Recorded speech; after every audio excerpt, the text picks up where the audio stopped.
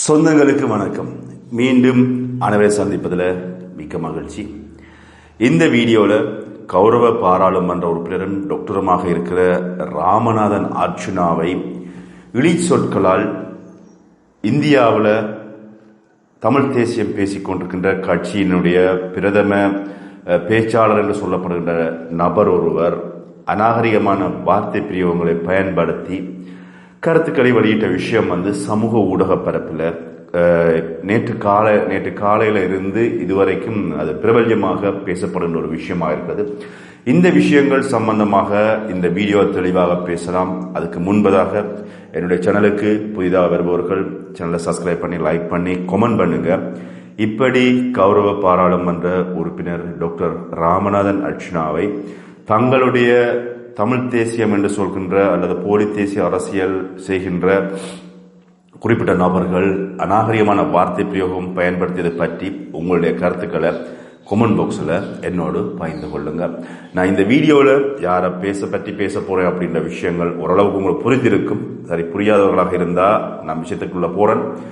டாக்டரும் கௌரவ பாராளுமன்ற உறுப்பினருமாக இருக்கிற டாக்டர் ராமநாதன் அர்ச்சுனா அவர்கள் அண்மையில சிறையில அடைக்கப்பட்டிருந்தார். 2 நாட்கள் நேற்று விடுதலையாகி வெளியில வந்திருந்தார். இந்த நேரத்தில் இந்தியாவில் இருக்கின்ற ஒரு ஊடகம் ஒன்றுல அல்லது ஒரு வலையொலியில அல்லது குறிப்பிட்ட நபரினுடைய வலையொலியில, அதாவது தமிழர் நாம் தமிழர் கட்சியினுடைய பேச்சாளர் என்று சொல்லப்படுகின்ற சாட்டை திருமுருகன் அவர்கள் டாக்டர் ராமநாதன் அர்ச்சுனா அவர்களை ஒரு தற்குறி அப்படின்ற ஒரு வார்த்தை பிரயோகத்தை பயன்படுத்தி கருத்துக்கள் வெளியிட்டது மட்டுமில்லாமல் டாக்டர் ராமநாதன் அர்ச்சுனாவை அவர் ஒரு சைக்கோ, அது மட்டுமில்லாமல் ஒரு பைத்தியம் இப்படின்னு சொல்லி அநாகரிகமான வார்த்தைகளை தொடர்ச்சியாக பயன்படுத்தியதை சமூக ஊடகங்களில் அல்லது அந்த வலையொலிகளில் வருகின்ற காட்சிகளை கட்டங்கட்டமாக கட் பண்ணி அதை ஒரு குறிப்பிட்ட ஒரு 30 செகண்ட் வீடியோ அல்லது 1 நிமிட வீடியோக்குள்ள பகிர்கின்ற விஷயம்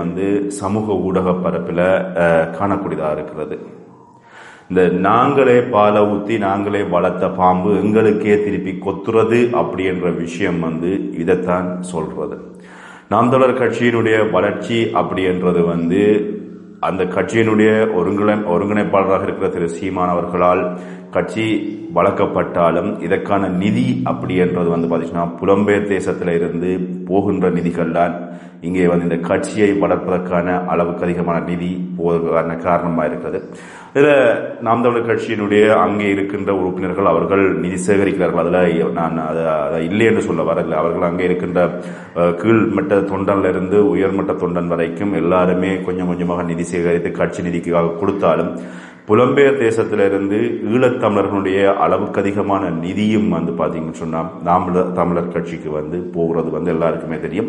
இந்த கட்சியினுடைய கிளைகள் எல்லா இடமே இருக்கிறது. பிரான்ஸ்ல இருக்கிறது, லண்டன்ல இருக்கிறது, உலகத்தில் இருக்கின்ற இலங்கை தமிழர்கள் சிறைந்து வாழ்கின்ற எல்லா நாடுகளிலும் நாம் தமிழர் கட்சிக்கு கட்சி கிளைகளையும் திறந்து வைத்து அந்த கட்சிகளுக்கு கிளைகளின் ஊடாகத்தான் நிதி போகிறது அப்படின்ற ஒரு விஷயம் இங்கே இருக்கிறது. இங்கே நாங்கள் எல்லாருமே தமிழர்கள் என்ற ஒரு ஒற்றை வார்த்தையின் கீழே நாங்கள் ஒருங்கிணைக்கிறோம் அப்படின்ற பொழுது இப்படியான இழிச்சொற்களை குறிப்பிட்ட கட்சியிலிருந்து குறிப்பிட்ட கட்சியில பேச்சாளர் அப்படின்னு சொல்கின்ற நபர் திரு சாட்டை அவர்கள் கருத்தாக முன்வைப்பது எவ்வளவுக்கு ஒரு கேவலமான வார்த்தை பிரயோகம் அப்படின்றத நீங்க புரிஞ்சு கொள்ளணும். அது மட்டும் இல்லாமல் ஒரு ஈழத்தமிழர்கள் இங்கே என்ன நடந்தது அப்படின்ற விஷயம், முழுமையான விஷயம், அந்த குறிப்பிட்ட டாக்டர் ராமநாதன் அர்ச்சுனா அவர்களுடைய காணிக்குள் என்ன பிரச்சனைக்காக அவரோடு அந்த குறிப்பிட்ட பெண்மணி சண்டை போட்டார் அப்படின்றதை தாண்டி அந்த குறிப்பிட்ட இந்த இதுக்குள்ள இருக்கின்ற அரசியல் என்ன, இதனுக்கு பின்னாலே இருக்கின்ற யாருடைய உந்துதல் அப்படின்ற விஷயங்கள் எதையும் தீர விசாரிக்காமல் கௌரவ பாராளுமன்ற உறுப்பினரும் டாக்டருமாக இருக்கிற அர்ச்சுனா ராமநாதன் அவர்கள்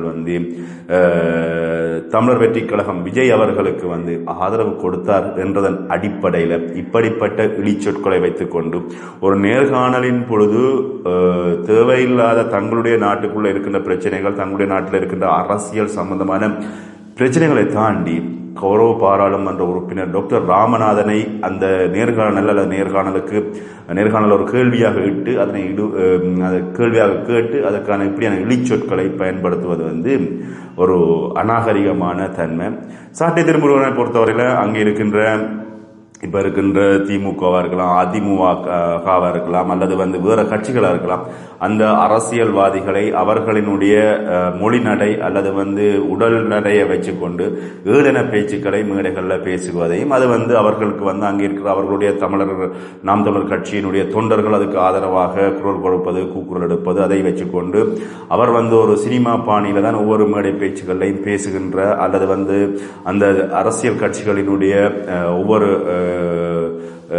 தலைவர்களையும் கேவலப்படுத்துகின்ற விஷயமாக அவருடைய செயற்பாடுகள் அண்மை காலமாக இடம்பெற்ற இந்த தேர்தல் பிரச்சாரங்களில் கூட நாங்கள் காணக்கூடியதாக இருக்கிறது.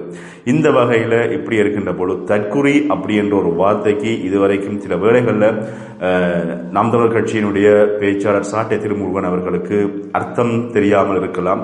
தற்குறி அப்படி என்று சொல்வதனுடைய வார்த்தை பிரயோகம் என்ன அப்படின்னு சொன்னார், எவர் ஒருவரால் கையொப்பம் இட முடியாத அந்த நபர் ஒருவர் கை நாட்டு, அதாவது பெருவிரல் அடையாளத்தை இடுகிறாரோ அவரைத்தான் தற்குறி அப்படின்னு சொல்கின்றது இது பொதுவாக எல்லாருக்குமே படித்த மனிதர்களுக்கு தெரிகின்ற ஒரு விஷயம்.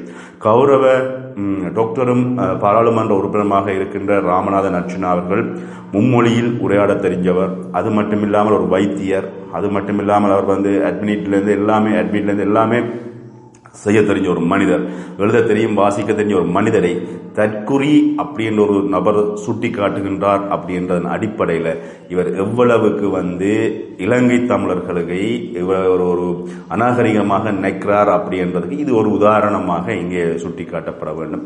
கௌரவ பாராளுமன்ற உறுப்பினர் டாக்டர் ராமநாதன் அர்ச்சுனா அவர்களை தற்குறி அப்படின்னு சொல்கிறார் அப்படின்னு சொன்னா அவருடைய படிப்போ அல்லது அவருடைய அரசியல் அனுபவம் இந்திய அரசியல்ல இருக்கின்ற அனுபவம் அவருக்கு இலங்கையில இல்லை அப்படின்றதான் உண்மை. இதுல இன்னொரு விஷயம் இவர்கள் அண்மையில கூட நான் இந்த இந்தியாவினுடைய மீனவர் ஒருவர் இலங்கையினுடைய மீனவர் இந்தியாவில் போயிட்டு இந்திய மீனவர் ஒரு காட்டுமிராண்டித்தனமாக தாக்குகின்ற பொழுது ஈழத்தமிழர்களை வைத்து அரசியல் செய்கின்ற அல்லது ஈழத்தமிழர்களினுடைய அரசியலை அடிப்படையாக கொண்டு பெரிய ஒரு அரசியல் செய்கின்ற நாம் தமிழர் கட்சி அதனுடைய பேச்சாளர் சொல்லப்படுகின்ற சாட்டை திருமுருகன் இதுவரைக்கும் அந்த மீனவர் சம்பந்தமான ஒரு கருத்தை வெளியிட்டாரா அல்லது அதுக்கான பாதுகாப்பு அந்த மீனவரை வெளியெடுக்கணும், எங்களுடைய தொப்புள் கொடி உறவுகள் அப்படின்னு சொல்லி நாங்கள் மேடைகளாக வாய்வெளியை கத்துக்கிறோம். இந்த நேரத்தில் இப்படிப்பட்ட நேரங்கள் இவர்களுக்கு குரல் கொடுக்கணும் அப்படின்னு சொல்லி இங்கே யாருமே நினைச்சதில்லை. இது ஒரு பெரிய விஷயமாக இதை கொண்டு போகாம இன்னொரு விஷயத்தை நான் இறுதியாக அதில் இந்த வீடியோட சேர்த்து கொண்டு போறேன். இந்த நாம் தமிழர் கட்சி அல்லது இந்திய அரசியல்ல என்னை பொறுத்தவரையில இலங்கை தமிழர்களுக்கு தீர்வு கிடைக்குமா அப்படின்னு சொல்லி பார்த்தீங்கன்னு சொன்னா இதுவரைக்கும் இல்லை.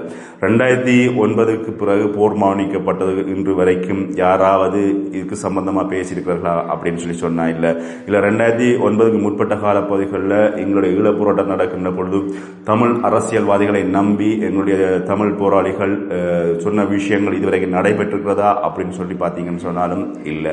இதை ஒரு பேசு பொருளாக ஒவ்வொரு அரசியல் மேடைகளையும் ஈழத்தமிழர்களை பயன்படுத்தி அரசியல் செய்யணும் அப்படின்ற கடப்பாடு இருக்கிறது. என்னன்னு சொன்னா புலம்பெயர் தேசங்கள்ல இருந்து ஈழத்தமிழர்களுக்கு சாதகமாக இருக்கின்றபடி தாங்கள் கருத்துக்களை சொன்னால், ஈழத்தமிழர்களுக்கு ஏற்ற வகையில கருத்துக்களை சொன்னால் புலம்பெயர் தேசங்கள்ல இருந்து தங்களுக்கான நிதிகள் வரும், தங்களுடைய கட்சிகளை கொண்டு நடத்துவது மட்டும் இல்லாமல் அரசியல் தேவைகளுக்கு நிதி எல்லாமே புலம்பெயர் தேசங்களிலிருந்து வரணும் அப்படின்னு சொன்னால் இங்கே ஈழத்தமிழர்கள் என்கின்ற அந்த பெயரை பயன்படுத்தணும் என்பதற்காகத்தான் இங்கே ஈழத்தமிழர்களை பயன்படுத்தி இந்த அரசியல் நடக்கிறது.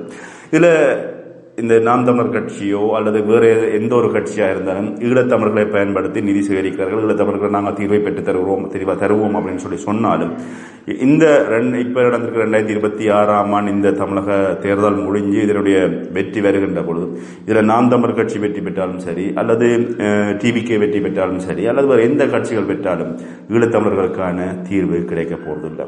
இந்த நாம் தமிழர் கட்சி அவர்களை பொறுத்தவரையில ஈழத்தமிழர்களை பயன்படுத்தி அவர்களுக்கான நிதி பலத்தை பெற்றுக் கொள்கிற ஒழிய இவர்கள் வெற்றி வாகை சூடினாலும் இவர்கள் ஈழத்தமிழர்களை அதுக்கப்புறம் கண்டுகொள்ளப் போவது இல்லை அப்படின்றதான் நிதர்சனமான உண்மை.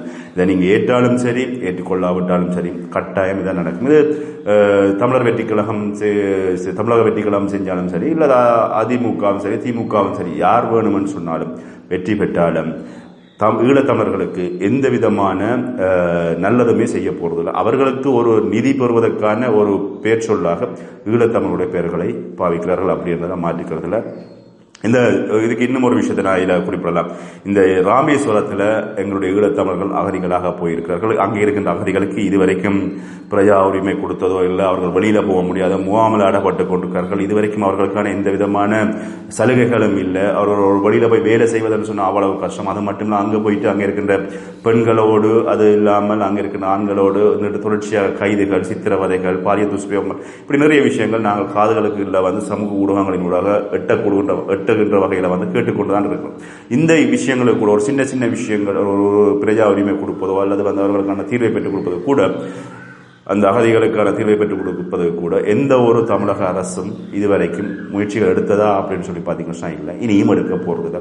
இதுதான் யதார்த்தமான உண்மை. இந்த நேரத்தில் இப்படிப்பட்டவர்கள் ஆட்டக்கடிச்சு மாட்டக்கடிச்சு கடைசியாக பாராளுமன்ற உறுப்பினர் எம்பி அர்ச்சுனாவுடைய கதையை அவரை கடிச்சது மாதிரி இருக்கிறது சாட்டை திருமுருகனுடைய அந்த நேர்காணல்.